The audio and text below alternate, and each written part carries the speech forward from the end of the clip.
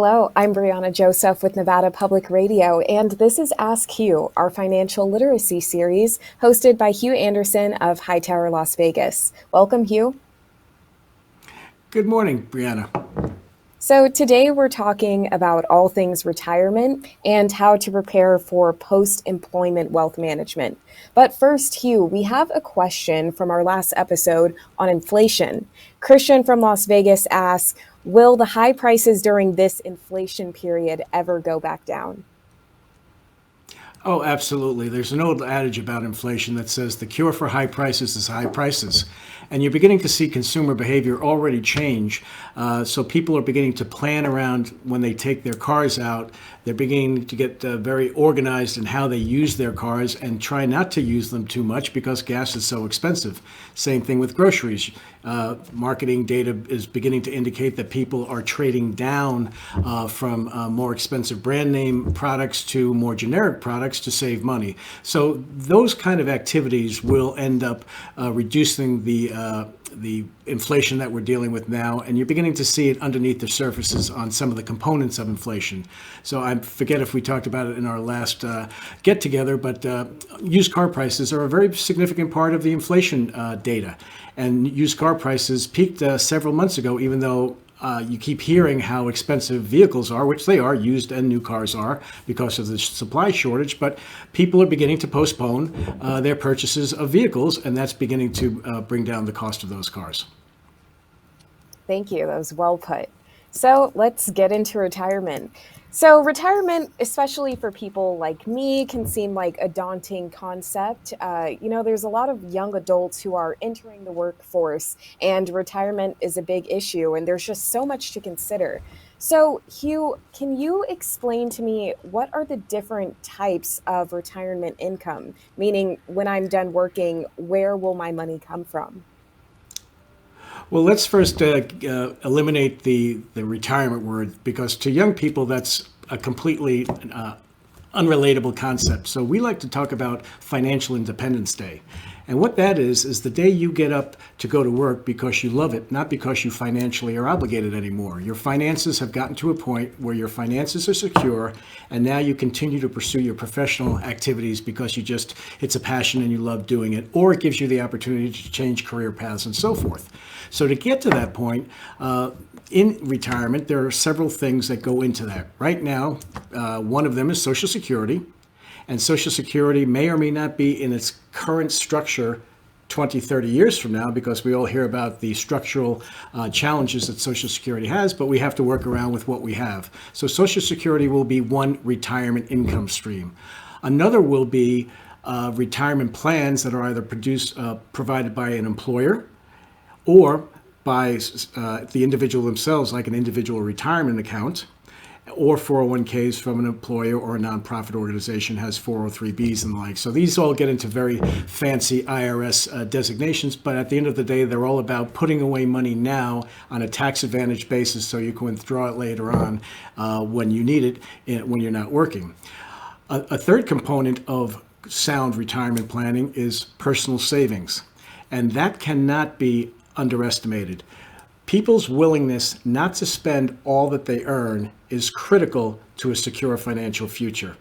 And an example is someone who puts away money between the age of 20 and 30 and then stops at the age of 30, and another person puts away the same amount of money starting at age 30 through age 65. Guess who has more money at the end of that time frame? The 20-year-old? 20 to Correct. 30? And why do you think that is, Brianna?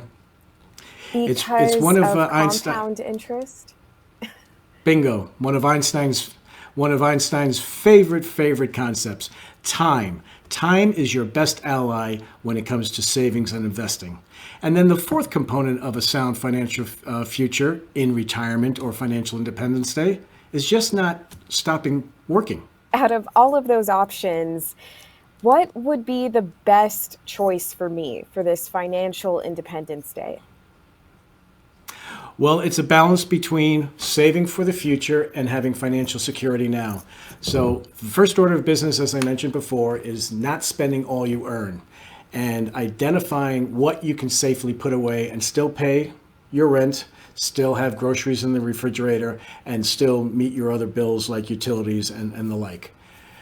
Once you've identified a certain amount of money, then a certain portion should be put away in personal savings now that will get you through a rough patch in case you couldn't work for a time. And the normal rule of thumb is 3 to 6 months worth of your monthly living expenses. So let's say it costs you $1,000 a month to live. Having $3,000 to $6,000 in savings is considered prudent. Once you're past that, then you should take advantage of everything your employer offers if they offer anything. So for nonprofit organizations, as I mentioned, they have usually have a program called a 403B program, which allows you to deduct a certain portion of your paycheck pre-tax and put it away into a savings account that can be invested in different ways, and those savings grow over time. And the nice thing about that is money that would have gone to pay income taxes is now going to go into your retirement account, and those monies that would have gone to taxes are now growing on your behalf. When you withdraw it in your retirement, you'll have to pay tax on it, but that's a ways down the pike. Okay, so that's a lot of great information. I'm wondering, as my career changes and my lifestyle changes, how do I navigate and how do I update my retirement planning according to my life? That is one of the biggest mistakes people make when they change jobs or have career changes and so forth.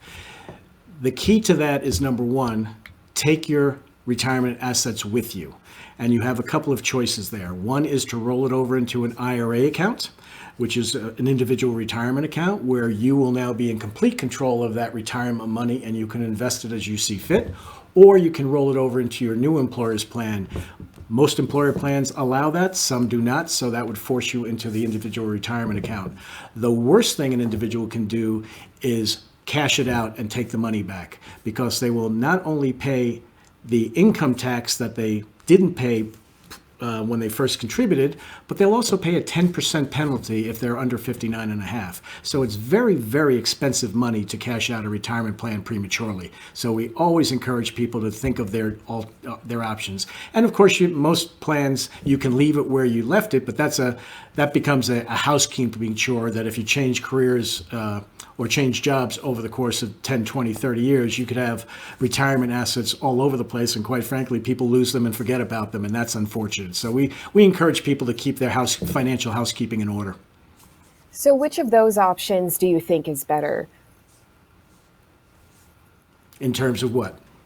In terms of the IRA, rolling over your retirement funds? Oh, that's an excellent question, because the reality is that some people feel very confident in their investment abilities. So an IRA now allows them the broadest spectrum of investment choice, and they can go in and do the investing in a very customized manner. Other people either don't have the time or inclination to manage the money themselves, so it's best to roll it over into the new employer's plan because they get the benefits of economies of scale, because the bigger plans have lower costs more often than not than individual retirement accounts, depending upon how it's invested. And that lets them put the money away, continue to contribute via their paycheck, and then go about their business. You mentioned this a bit, but when should I really start thinking about my retirement funding? Is yesterday too soon? There, as I mentioned before, time is your ally. Time allows you to make plenty of investment mistakes and still continue to grow your capital. And I have seen it time and time again in my career where I've encouraged a young person to just take that first step and put away a couple of % of their paycheck into anything, whether it's an individual retirement account, into their 401k account, or their company retirement account. And they are amazed after 3 or 4 or 5 years how much money they've accumulated, and they never missed it. So I call it the 1% rule. If any of us tried to account for every penny we spent during the course of a week, unless we kept a meticulous diary, we really couldn't account for every penny and dollar. Some of us have the Starbucks habit. Some of us have the newspaper habit. Whatever it might be, a few dollars just fritters away. I tell people, let's have those few dollars fritter away into your own pocket.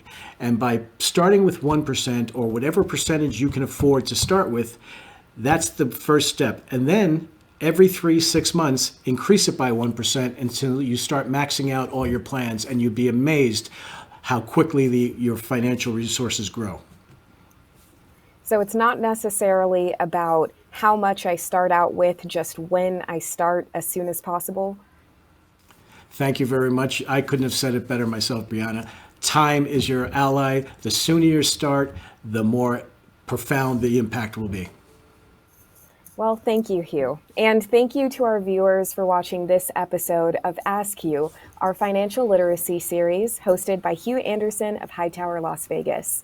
If you're a member of Nevada Public Radio and you have a question you'd like to ask Hugh, you can go to knpr.org/askhugh and click on the link, or you can send an email to askhugh@knpr.org. We hope you join us for our next episode, where we will discover more topics in financial literacy. Thank you.